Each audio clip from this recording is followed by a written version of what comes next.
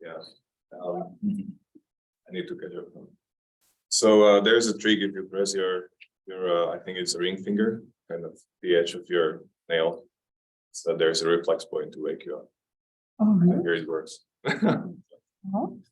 Anyway, so what I want to show you today is a bunch of visualizations that I made in the past 3-4 years.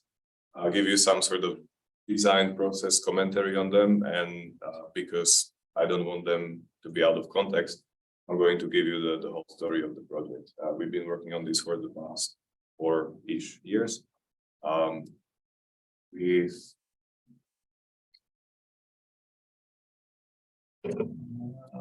With these folks, so that's Joe Burchett, used to be a postdoc at UCSC, now professor at State. Angus was my mentor for about 3 years when I came to UCSC. Now he's at Purdue. Carlos is my current mentor, the director of the open source program office, which supports open source science projects on campus. Basically like little science startups, if you will. A bunch of people are involved in this. They have been an important part of this whole project. So the subtitle here is using interactive simulation and visualization of 3D fissile and polycephalon, mapping the cosmic web. It's a long subtitle. I'll take it apart as we go. What this is about, in essence, is reconstructing, simulating, and visualizing the cosmic web structure. And what you see here are SDS galaxies, and this is the reconstructed cosmic web. I've shown you images from this yesterday. We've been looking at visualizations, but they were out of context, so I'm going to provide some context today.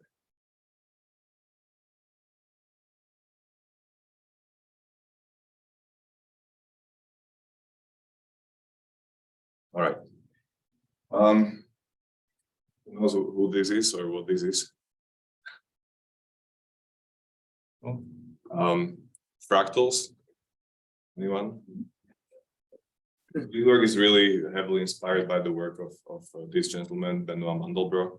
He's been a French-Jewish mathematician, immigrated to the US. This is early 20th century or halfway through 20th century. He's sort of the father of fractal mathematics, which is trying to use math to describe patterns in nature. People around him and people around fractals have been actually some of the first to contemplate that the universe might have a sort of a fractal structure. Of course, there is no perfect fractal in nature, but at least a way to conceptualize the crazy scales of the universe through the concept of fractals. He famously said, bottomless wonders spring from simple rules, which are what this talk is about the connection also of these two things. So we all know, or hopefully we all experienced, how science can be inspired by art. I also believe science can inform art in this nice loop here. We all are philosophers. We are PhDs or inspired to be PhDs. And philosophy from Greek is the love of knowledge. I don't believe there is knowledge without beauty, or at least in its full potential. So the inspiration for this has been the cosmic web. You all know what this is. You all probably know how big it is. It's a vast network of gas, dust, possibly dark matter. Jury is out there.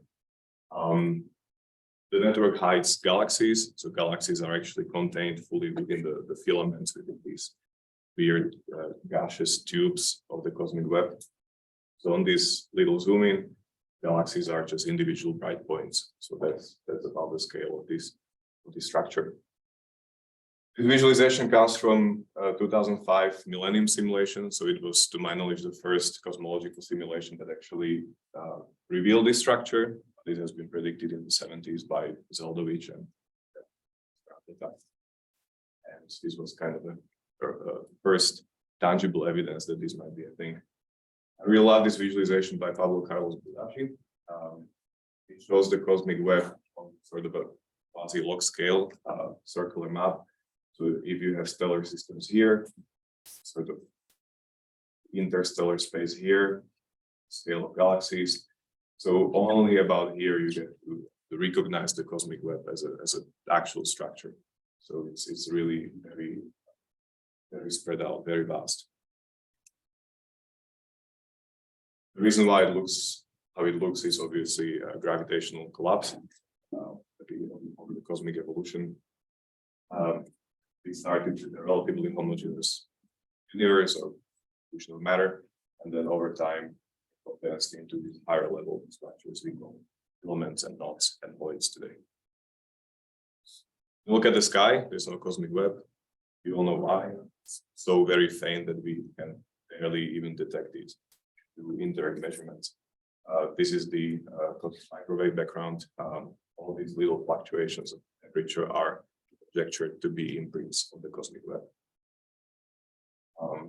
We see the cosmic web in simulations. This is from the software you've been experimenting with yesterday, the movies. Eagle simulation, and you see all these fuzzy network-like structures in not just gas distribution, but also temperature and metallicity and all these other markers.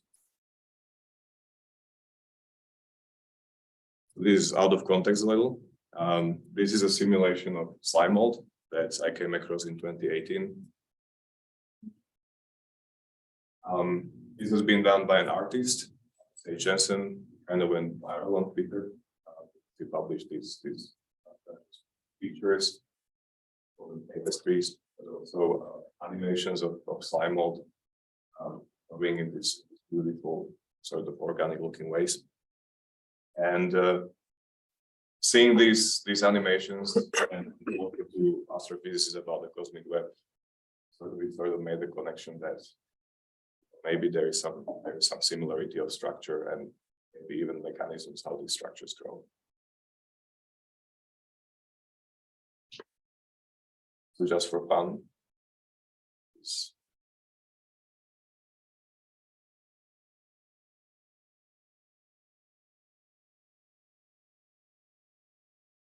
never mind.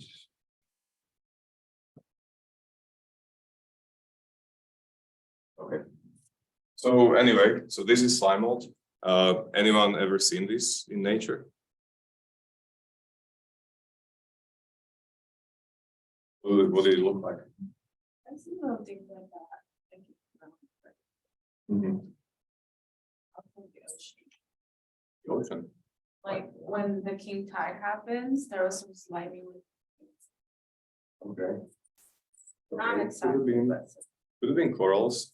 Many things in nature they have these patterns. In biologists call them transport networks or capillary networks. And mushroom patterns, mycelium, they have similar structures. But what slime mold is specific about, or what is specific about slime mold is it's actually a single cell organism, even though it can grow macroscopic, maybe 2 feet across. It's composed of millions of nuclei and sort of freely flow in this membrane. By flowing around, they stretch the membrane in all directions and essentially grow. They navigate towards sources of food. So the way how this organism survives is it actually connects different food sources, different fungi, molds that grow on trees, and it just somehow absorbs nutrition from them. And it's a fascinating organism as a model for different structures for networks, because you can connect multiple sources which are kind of sparsely distributed across some domain. For instance, here there was a bunch of scientists from Japan in 2010 ago.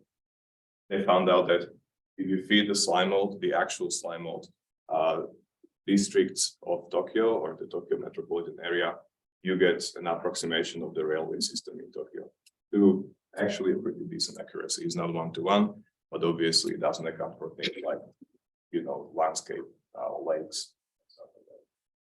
So this was a pretty cool evidence that there is something interesting about this creature.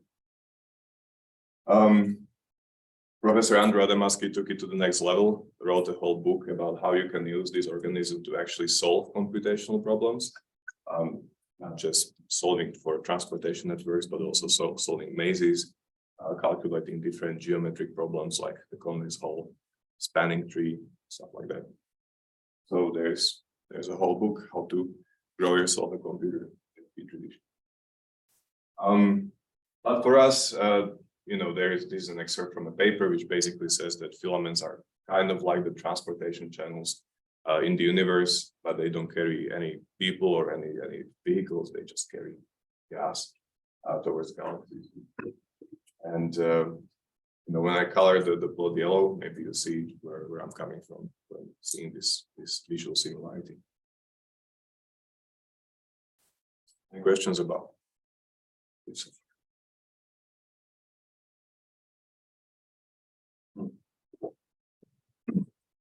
So I'm going to tell you something about the algorithm.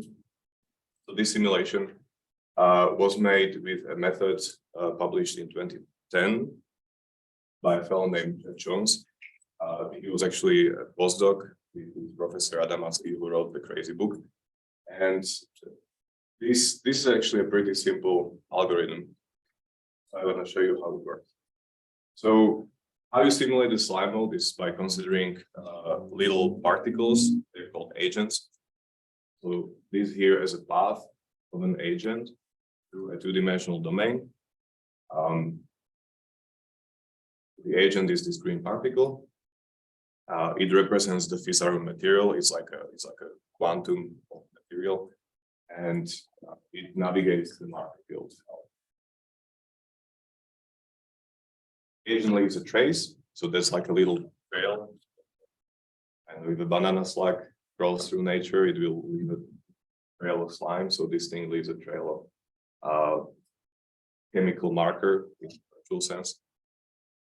The marker also dissipates with time. And we have data here.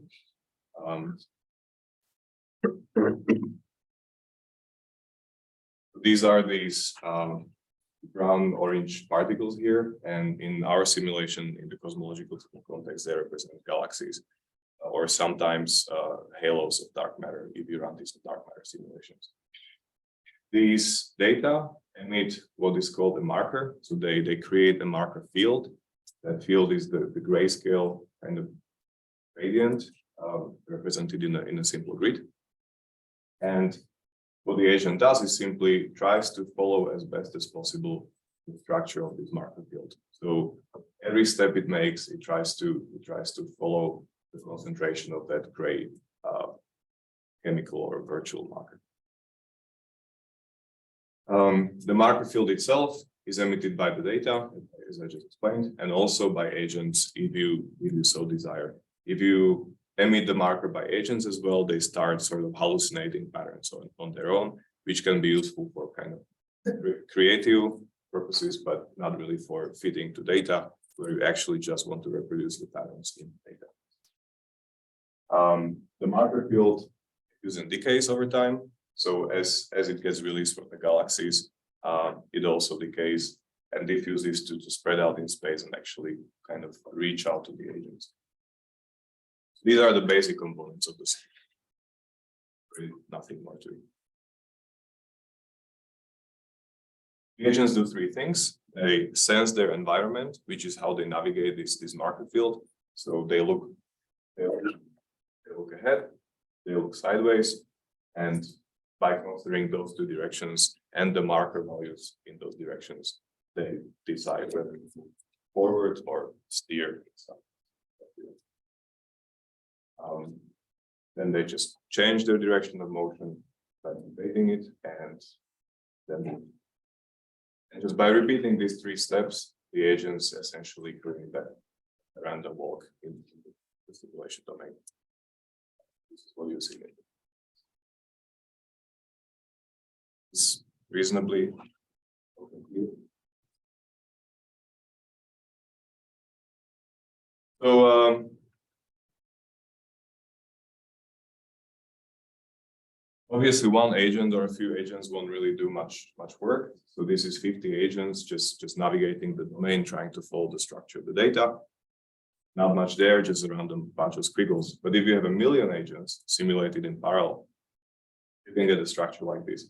So you just take the trace of every single agent and just average them together. This is million agents simulated for about 1,000 steps, which gives you about 1 billion sort of data points or a histogram with billion samples, to average them together and approximate a continuous density field, three-dimensional space. Are your initial conditions the same for every agent? How are you calculating that average? Yeah, I mean, they're initialized randomly, so just uniformly throughout the domain. And because the trace dissipates over time, once they settle in sort of an equilibrium, then trace kind of essentially vanishes from the regions where you data. So the equilibrium is dynamic in the sense that the agents never really stop moving; they just continuously keep flowing in the space. They sort of settle on a distribution that doesn't change anymore beside noise. So there is an equilibrium, but it's not like things just stop.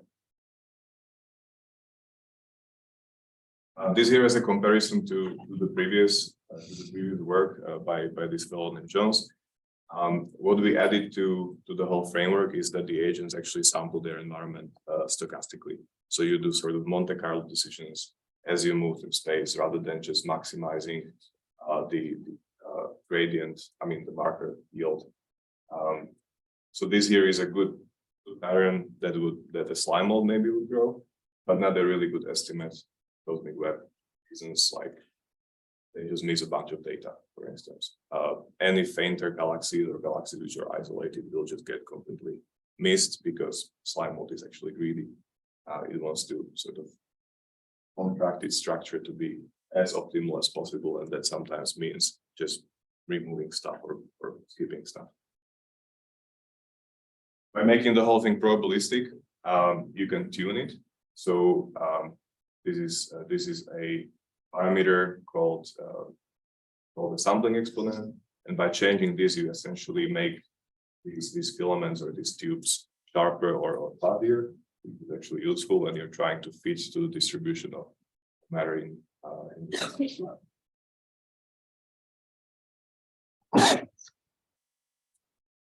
And yeah, so when you actually let the model do its thing without any data, this is the structure you get. So it still looks kind of organic, still looks like a coral or something, fungus, maybe bone marrow, kind of a scaffolding. But it's this is just not guided by any data. This is purely hallucinated by the model.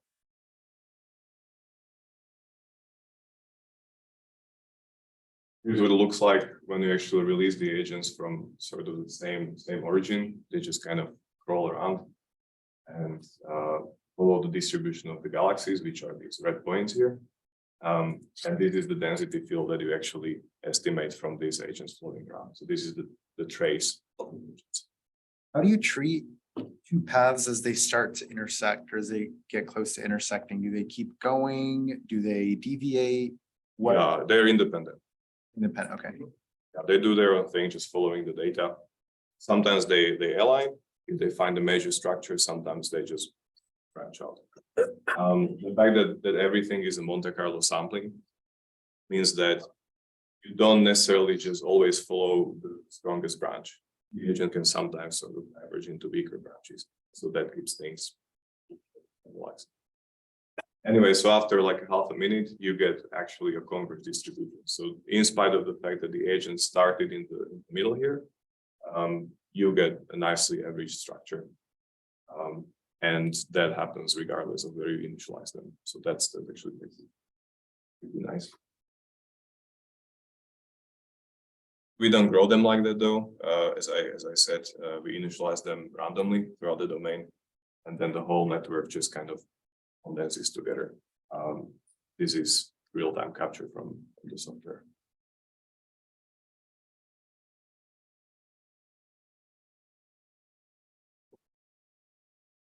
So now you know the magic of volume rendering. So this is you've seen how we render these pictures. How, this slime is on a tree, goes in a 2D class. Yeah. So that was kind of one of the two main improvements. I kind of glossed over it. A great question. Well, the original simulation, what they did was the agent has a direction, and then it looks left, it looks right, and picks whichever marker value is the highest. So it maximizes the yield of the marker. The problem with this sampling pattern is that when you actually extend it to 3D, you have to add a whole bunch more directions to kind of nicely cover the environment. So we decided to just take all this away, and instead do two directions. One forward and one sideways, but the sideways one is sampled from a distribution, from a PDF.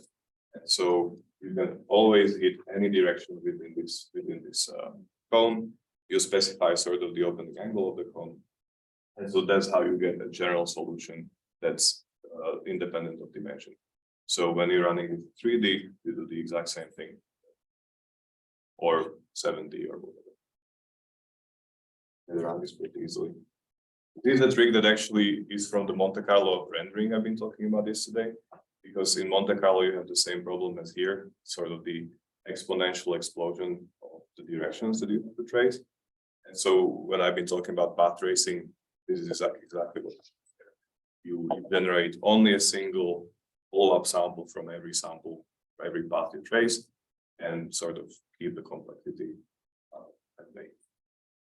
Do that? Is there some kind of trade-off? Like, are you accuracy? Because it seems like it would be computationally more efficient. Yeah, the trade-off is that you have to do smaller steps. So let's say you have a structure, looks like this. It's a branch, right? The agent comes here. So in the greedy setting, you would really densely sample all the directions, find the branch. However, you would always fall to the thicker branch. So if this is denser than this, you will just go there almost always. So in this case, if you make the step smaller, you can kind of oversample the environment. So in one step, you sample direction here, in another step, you sample direction here, and eventually you sample the environment densely. So basically spread out the sampling effort. Yeah, that's the trade.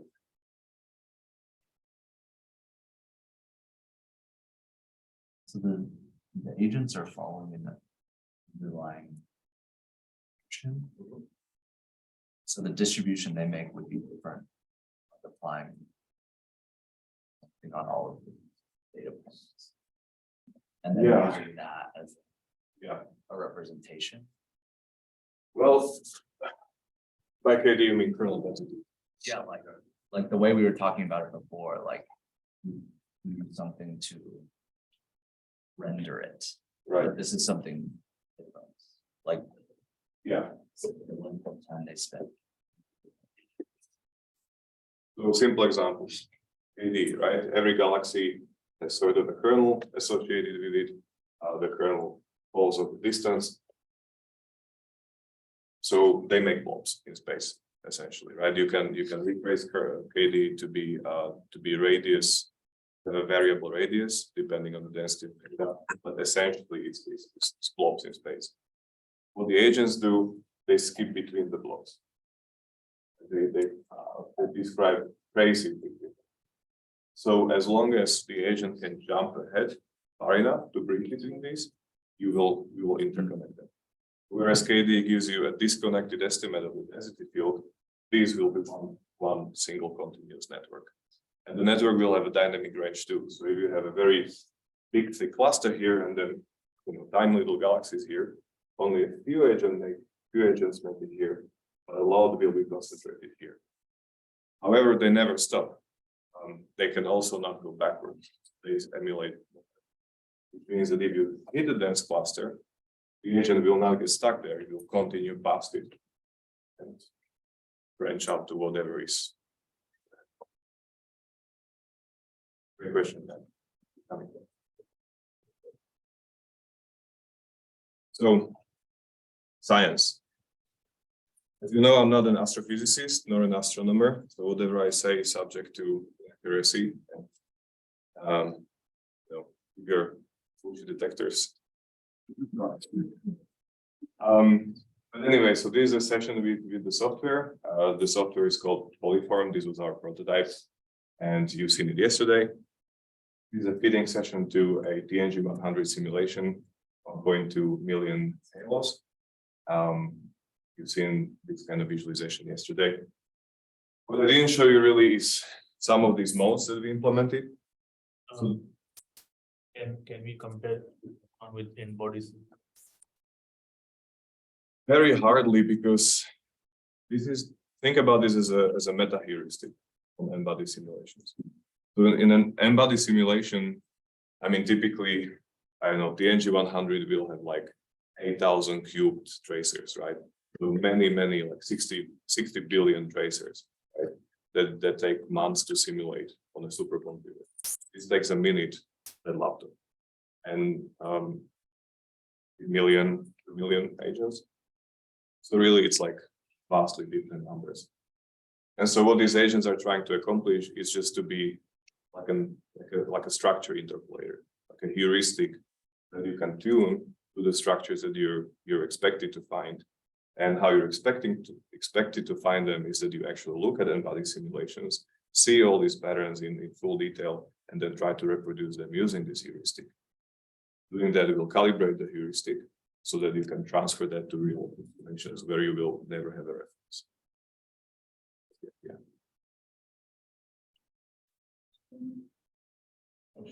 Can you remind us what that little plot in the bottom is? Oh yeah, so this is a real-time histogram of the density field. So the trace that the agents generate, this is the distribution of density. This red plot here, that's the energy of the reconstruction. So there is a sort of an energy function or objective function, and with that we measure basically how close to equilibrium the reconstruction is. What you're saying about it converging? Yeah. So when this flattens, you know that the distribution is not changing anymore. Whenever you change some of the parameters in the simulation, this thing will jump up or down. So it's not like a true objective factor because we don't really know what that is like. It will have to have terms which are like how interconnected the structure is. But it's just an approximation to show how converged the result is.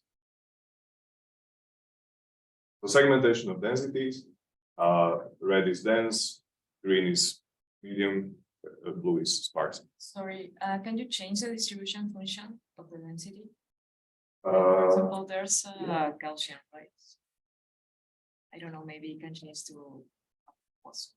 Well, it's not that we control the distribution. Okay. The distribution is a sort of an a posteriori measurement of the agents flowing around. So we don't have a direct control over that. But if you reparameterize the function, I mean the algorithm, that will change. Anyway, so what we've been looking at is some other visualizations. So this was the density segmented into three sort of regimes. This is actually directions. So because the agents have a direction, as they're sort of navigating space, you can bin that as well. So you get a directional histogram. Here the directions are color coded with RGB. The simplest possible thing you can do. And you have an estimate of the direction of filaments. You can compare them to galaxy orientations, derive all kinds of crazy theories from them.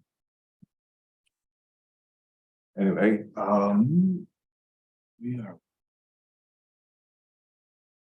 okay, so yeah, we spent way more time talking about it, which I'm really happy about. But in the remaining half an hour, I want to show you some visualizations of this and give you some comments about what we've been trying to accomplish there. So I'm completely going to gloss over what these results mean.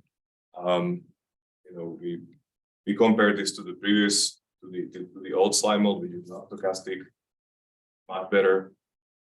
ask about details if you'd like.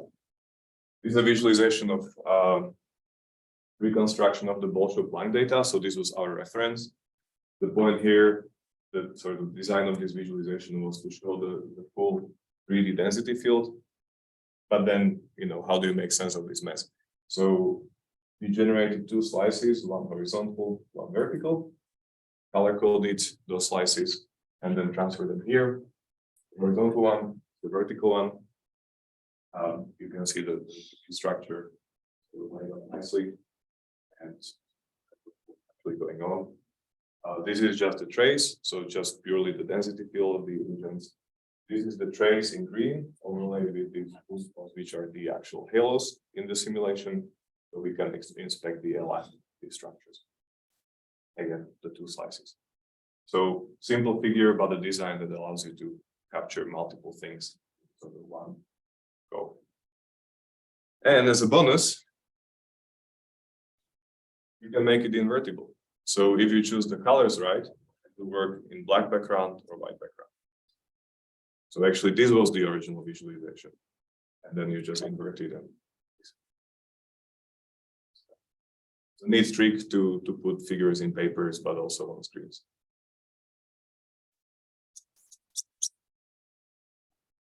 So this was the pilot paper, so 2020 reconstruction of 37,000 galaxies from Sloan Digital Sky Survey.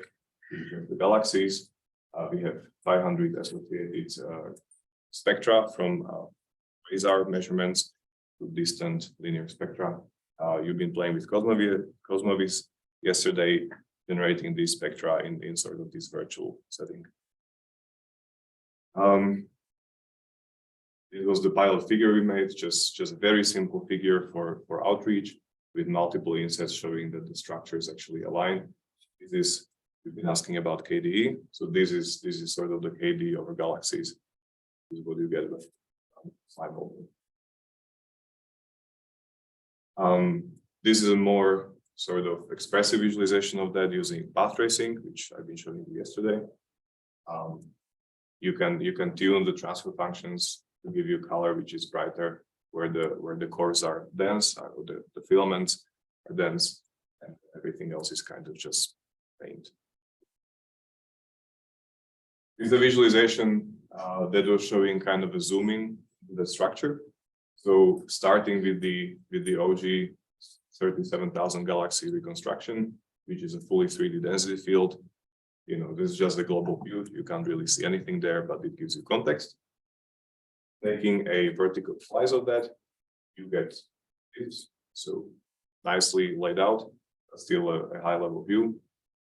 Color coded with low, medium, and high density of the density field. And then you take a little zoom in and actually show what's happening in the galactic neighborhoods. So the sort of the pilot paper had this main argument that if you correlate this density field with those quasar spectra, you see that actually the absorption in those spectra is really sort of correlated or aligned the absorption that you get by simulating arguments in the paper. Can't get into that, but what do you see from this? That as you get this onset of absorption, which you would associate with getting closer to galaxies, to the circumgalactic medium, you actually get sort of increased absorption signature here. And then when you plot the slices of this, you can actually see that this is very well aligned in space with what you would expect to be sort of the outskirts of these filaments. As you're increasing density here, you get closer and closer to galaxies. Does it make sense? I know we're. This was a study of an FRB, so fast radio burst. We had one particular radio burst, the number is here. We had a very high density of galaxies around here, redshift. And then the absorption, the spectral absorption signature there was also much increased compared to the rest. this is kind of the cumulative function or the integral of Earth. And this is the expected dispersion measure if the structure were averaged. So basically the average. So we are getting much higher here. The question was why? Slime mold. We did a reconstruction on this tiny little slice of galaxies that came out of Sloan Digital Sky Survey. And you see that really around the 0.08 redshift, you have a very dense cluster of galaxies, which then gives you a very dense cluster or sort of chunk of filaments there. And those are the ones causing dispersion. So there's a figure that's trying to show that two different views, top and side. And then you just basically isolate a little piece of that neighborhood and then just zoom in on it. So kind of a surgical taking apart of this region. This is just an artistic depiction of what an FRB would look like if it were happening in the optical spectrum or in the range. It's radio waves, but radio waves scatter and absorb just as well. So this is the closest that provides to visualize an FRB. The last project we've been working on was building an actual catalog for the cosmic web. So this is an extended range of the Sloan survey data, 300,000 galaxies, I think. And then these two wings are the it's luminous red, luminous. Okay. RG, luminous red galaxy. Luminous red galaxies. Okay. So this is kind of an extended survey, which has much lower density of galaxies, but goes way further than SDSS goes. This is, I think, capped at 0.5, redshift 0.5. In the entirety, the data set is about 500,000 galaxies in it. And all of these data are publicly available. You can test them right now. What was the point of this visualization was that the data were so extensive that we actually had to slice them to, I think, nine different segments in total. So one for the SDSS and then 8 for the LRG. And this is just throwing all the segments together into one visualization, which was quite tricky to generate because you have to match sort of the coloring and the distribution of all of these filaments and then align them nicely. But you can make a figure that shows everything there.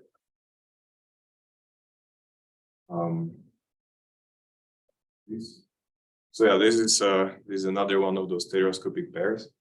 The point here is that this is actually a 3D distribution, kind of a ball, and you can totally not see it in the visualization because there's just no shading. But if you actually can manage to see this, you'll see 3D. And yeah, I'm in the right position too. Learning from yesterday, I added these markers. So all you need to do is align those markers together. Use the lines to kind of guide your eyes as you reverge.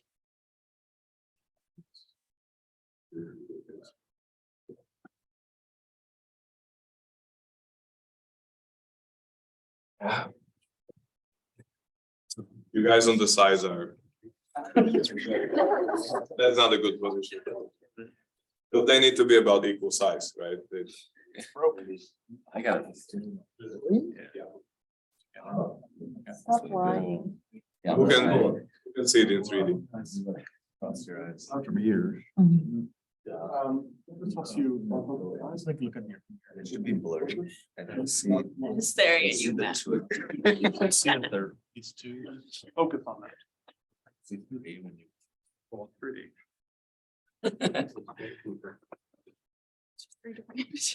Believe it or not, there is a port of Quake 3D computer from the 90s that uses this as a fake effect for 3D. So you can play Quake on a regular screen and see it stereoscopically if you can hold this while the game is moving. It's really tough.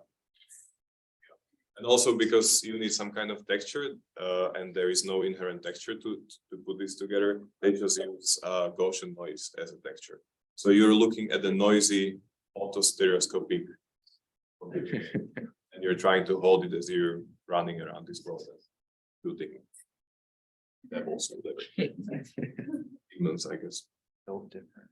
So and so who saw it 3D? Come on, somebody had to. Oh my god, that's really good. So usually about like 1 in 10 people can see this 3D. So you guys are trained. What are the 1%?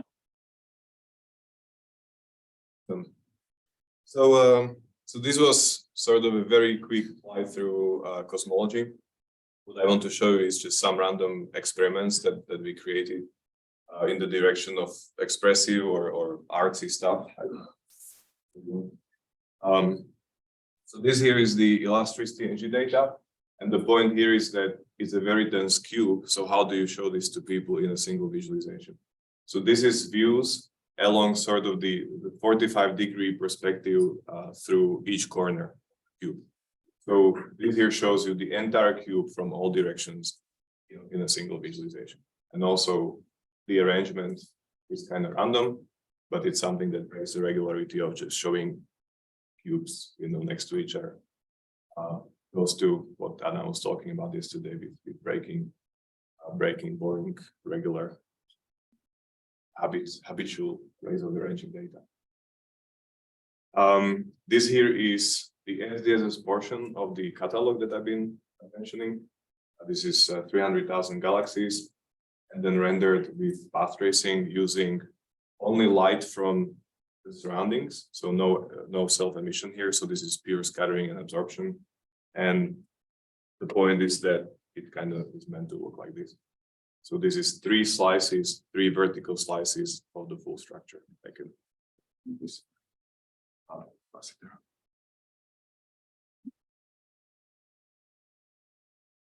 yeah, because this is a 3D density field, you can threshold it, you can turn it into a mesh, and then send it to a 3D printer. Because the structure is so sparse, it's very hard to print it because it's not very self-supporting as it prints. But this is with stereolithography, sort of a mid-range printing method. Actually, I was talking about 3D printing nebulae, the full 3D color distribution, and yeah, that's the next level. That's really a 3D print of that? Mhm. I don't believe it. Yeah. What is it made of? Plastic, optically active resins that are hardened with UV light or cured with. So this is made with a 3D printer that costed like $200, by the way. $200, but it's very messy. It's like you have to pour liquid into it and then cure it using a curing station. It's toxic.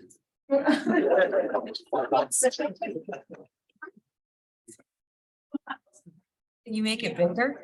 Radioactive. But Put this into kind of like an augmented reality framework. you could, yeah. Why not? If you can run a volume render in an AR setting, yeah.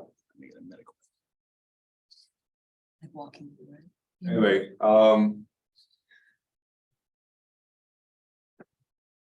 so you've seen this yesterday, or a detail of this. So this was a fun project with a student. So this is the cosmic web, but rendered as if it was the actual slime mold. So with the student, Issei Mori, we actually went through the trouble of looking up optical properties of the slime mold. And yes, somebody measured that, surprising as it is. And then just sort of handcrafting custom surface and volume models to give you the cosmic slime. So yeah, the shape is given by the fact that we're down here, and sort of this is the view from us, the northern galactic cap, I think, upwards. Whatever that means. So this is the image you saw yesterday, kind of a decomposition of what the optics looks like. If you're trying to simulate something that looks squishy and then moist and sort of volumetric, semi-transparent. We embedded this into an artwork which runs on the web. You can actually find this online. It's called Physiorm Telem. It's an interactive rendering of the cosmic web using literally the simplest volume rendering method. It's called the maximum intensity projection. I skipped it yesterday because it's so bad. Literally just find the maximum of the density along each ray. So it's not very expressive. And then into this, we inserted pre-rendered pictures of this. These took like 2 hours each, so it's quite expensive. And the whole point is that it's the same data, but you just choose the rendering style differently. And the whole impression just changes. Therefore, choose your rendering style wisely, because it really changes how you interpret data. Of course, this is an extremely exaggerated representation, but hopefully the point is clear. SlimeMold is famous for generating all kinds of crazy patterns. Some of these might look familiar from nature or from physics. I can definitely name a few phenomena that look like this. I don't know. Anyone has any associations here? One.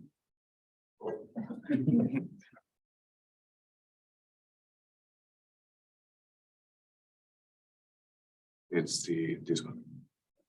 That's one. Mhm. There's a pattern of a cloth in Ghana that popular. Of a what? Like a material. Oh. Yeah. Where you could find different colors, but it looks like that. What do you call that? I don't know, but I mean they sell it on the market. Okay. That's unexpected. Anyone else? Yeah, like the big one on top. It looks like a bacterial colony. Nice. I thought the one below the one that This one? is like cells or also bacteria. This is actually kind of the vanilla slime mold, Oh, or close to it, maybe kind of a sponge pattern. Okay, maybe this is the vanilla slime mold. This is more like a sponge. But yeah, it's up there. It's just This one? Nice.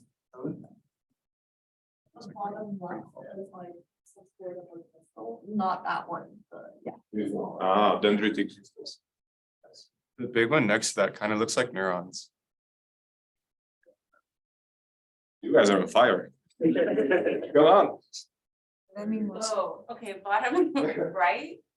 Makes me, no, the other one makes me think it's like rivers or roads or something like that. Nice. The left of that looks like a Middle Eastern sweet.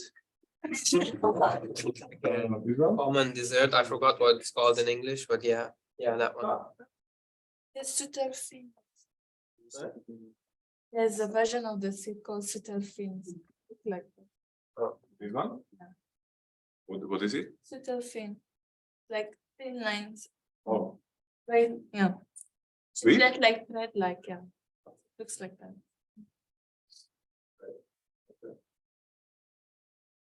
Very nice. We almost exhausted the list.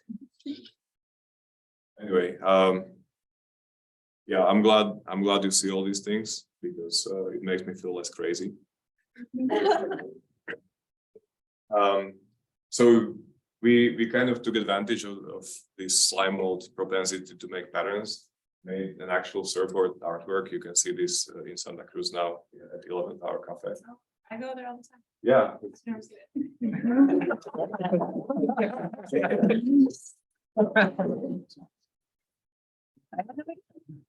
Right. You found the piano. Okay.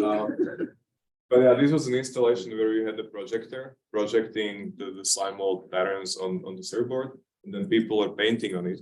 And as they were painting on it, the simulation had a camera feeding the images back to the simulation. So you had a feedback loop between people's drawings and the simulation, and they were kind of aligning each other. Something that's created by 30 people or 50 people across several hours, completely uncoordinated. There was nobody telling them what to do. They just painted over slime mold patterns and expressed themselves. Somebody have a question? No? All right, we don't have time for this. This is language embeddings we did with slime mold, just so that it's not all Cosmos and universe. Basically, you take several hundred dimensional spaces made by neural networks and compress them down to 3D with UMAP, and then try to run linguistic metrics on them. Turns out it actually kind of works. What you do is you just follow the network patterns that the slime will give you. So this is 300,000 words from 2017 Wikipedia fitted with the slime mold, and then you can run. You can make word clouds out of it, and they are roughly as good as the other standard metrics to read these. You can also read out interesting things. For instance, these are local embeddings where every word has a specific embedding. This is research, a single big cluster, because all research is interconnected, right? This is wind, a polysemic word that has multiple meanings, multiple contexts where it's used. You get multiple clusters. Go figure.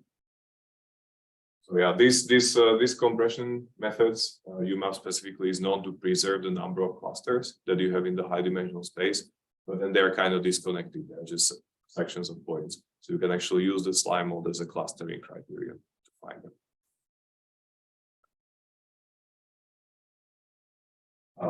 This is just a different visualization of that.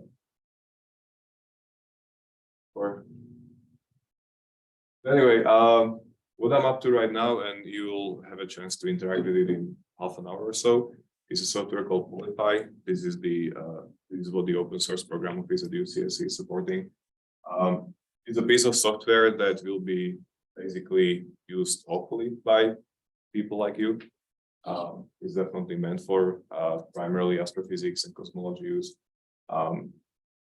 I mean, the software is already out there, the Polyphorm software that I've been showing you, but it's very impractical. It's C++, it's Windows only. So this is a Python port of that. You can install this in a minute, as we'll be doing in the next session.